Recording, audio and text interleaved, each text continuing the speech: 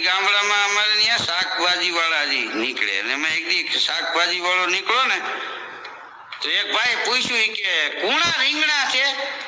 તો કે કુણા રીંગણા નથી. તો કે કુણા કુણા હોત ને જરા મજા આવે. ન લીધા, તમે તો મફતમાં ખાઈને વહી ગયા. હા, મૂરો હોય તો ઈ લઈને બે કાકલી, અમુક ને દાંત એવા લાંબા હોય, મૂરો સેટો હોય તો કટ દઈને કાપી નાખે.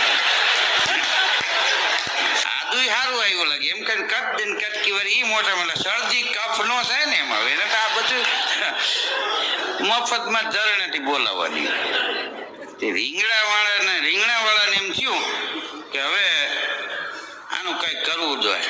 બકાલું દરરોજ વેચતા બધા વીણી વીણી લઈ જાય. થોડા થોડા રીંગણા જે ખરાબ હતા ને એ કોઈ લીધા નહીં. 3 દી થયા ને તે તડકે રાખેલા ને કુણા થઈ ગયેલા.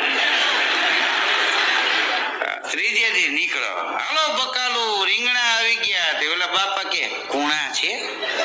હાવ કુણા. કે જો આમ જો ને રબર આ તો લંકાઈ ગયા. તે કે લંકાઈ ત્યાં જ કુણા થાય. હજી બાપા દોષી જીવે છે ને, તું લંકાણો નથી બાકી.